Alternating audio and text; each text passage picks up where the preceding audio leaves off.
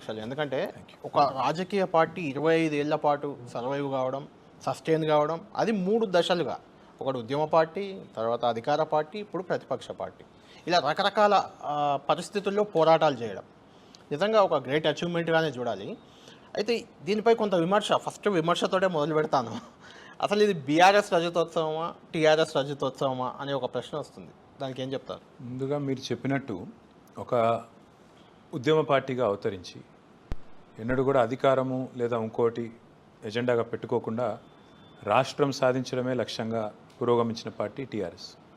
తెలంగాణ రాష్ట్ర సమితిగా అవతరించి 14 ఏళ్ళు పోరాటం చేసి ఆ 14 ఏళ్ల పోరాటంతో జాతీయ స్థాయిలో రాజకీయ వ్యవస్థను మొత్తం ప్రభావితం చేసి ఒక అనివార్యత ఆనాటి కాంగ్రెస్ ప్రభుత్వం మీద క్రియేట్ చేసి తెలంగాణ ఇవ్వకపోతే కాంగ్రెస్కి ఇక్కడ మనుగడ ఉండదు అనే ఒక అనివార్యత క్రియేట్ చేసి ఆఖరి కేసీఆర్ సచ్చుడో తెలంగాణ వచ్చుడో అని చెప్పి మొత్తం తెలంగాణ సమాజాన్ని కూడా ఒకటి చేస్తే అల్టిమేట్గా తెలంగాణ రాష్ట్రం ఏర్పడ్డ విషయం మీకు తెలుసు. తెలంగాణ రాష్ట్ర ఏర్పాటు అనే ఒక ఎజెండాతో నిజానికి పార్టీ పుట్టింది. తెలంగాణ రాష్ట్ర ఏర్పాటుతో ఆ ఎజెండా ఒక రకంగా చెప్పాలంటే అయిపోయింది. ఆ దశలో కేసీఆర్ గారు చాలా సీరియస్ ఉండే ఒక దశలో అవసరమైతే పార్టీని మర్జ్ చేస్తా అని అయితే చెప్పినరో విలీనం చేస్తా అని విలీనాన్ని కూడా సిద్ధంగానే ఉండే. కానీ తెలంగాణ సమాజం నుంచే వచ్చిన ఒత్తిడి, ఏర్పడ్డ రాష్ట్రంలో మన గొంతు ఉండాలి, మనకంటూ ఒక అస్తిత్వం ఉండాలి, ఒక అస్తిత్వ ప్రతీకగా టీఆర్ఎస్ ఉండాలి అనే ఒక వాదన ఏదైతే ఉండనో దానికి అనుగుణంగా ఆనాడు మళ్ళీ సొంతంగానే పోటీ చేసినాం. కానీ సొంతంగా పోటీ చేసినప్పుడు కూడా మాలో ఏ ఒక్కరికి కూడా ఒక అంచనా లేదు, ఒక నమ్మకం లేదు.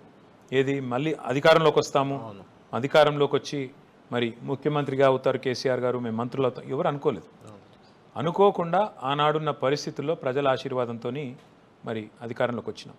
వచ్చిన తర్వాత 10 ఏళ్ల పాటు, దాదాపు 10 ఏళ్ల పాటు ఒక అధికార పార్టీగా బహుశా భారతదేశంలోనే ఎక్కడ జరగనంత ఒక సమతుల్యమైన అభివృద్ధిని, సంక్షేమాన్ని సాధించగలిగినాం. కానీ ఇక సహజంగానే రాజకీయాల్లో కొన్ని ఉంటాయి. ఒకవైపేమో రాష్ట్రం ఒక ఆదర్శవంతమైన రాష్ట్రంగా ముందుకు పోతున్నది, మన పథకాలు దేశానికి ఆదర్శంగా మారినాయి. రైతు బంధు పెడితే 12 రాష్ట్రాలు కాపీ కొట్టినాయి. కేంద్ర ప్రభుత్వమే పీఎం కిసాన్ అని పేరు పెట్టుకుని కాపీ కొట్టింది. ఆ తర్వాత మాకు మహారాష్ట్ర నుంచి కూడా సర్పంచులు వచ్చి మమ్మల్ని కలుపుకోండి తెలంగాణలో అని చెప్పే పరిస్థితి. ఇక్కడ రైతాంగం పట్ల కేసీఆర్ గారికి ఉన్న కమిట్మెంట్ చూసి, ఇవన్నీ చూసినప్పుడు కేసీఆర్ గారు చేసిన ఆలోచన ఏంటంటే, మనం తెలంగాణలో చేస్తున్న పథకాలు ఇతర రాష్ట్రాలకు ఎందుకు మనం ఇంప్లిమెంట్ చేయకూడదు, ఎందుకు మనం ఇతర రాష్ట్రాలకు విస్తరించొద్దు. ఆ ఉద్దేశంతో భారత రాష్ట్ర సమితిగా పేరు మార్చుకున్నాం తప్ప ఇంకోటి కానే కాదు. కానీ మారింది పేరే, మా జెండా మారలేదు, మా ఎజెండా మారలేదు, మా నాయకుడు మారలేదు, మా సిద్ధాంతం మారలేదు, మా ఎలక్షన్ సింబల్ కూడా మారలేదు.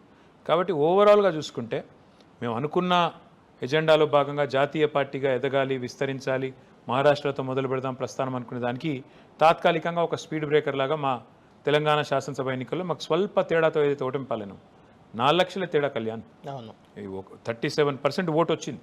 కాంగ్రెస్కు మాకంటే 1.8% అది ఎక్కువ వచ్చింది. కేవలం 4 లాక్ ఓట్స్ తేడా, పోలైన ఓట్లు చూసుకుంటే. కాబట్టి మాకు జరిగింది ఏదో దారుణమైన పరాభవం కాదు. మేము 39 సీట్లు గెలిచాం, 14 సీట్లలో 6,000 కంటే తక్కువ ఓట్లతో ఓడిపోయినాం. కాబట్టి ఇదేదో పెద్ద అపజయంగానో ఏదో పెద్ద ఎదురు దెబ్బగానో చూడాల్సిన అవసరం లేదు. తాత్కాలికమైన స్పీడ్ బ్రేకరు, అధిగమిస్తాం, తెలంగాణలోనూ అధికారంలోకి వస్తాం, భవిష్యత్తులో ఏం చేయాలో పార్టీ నిర్ణయిస్తాం. అంటే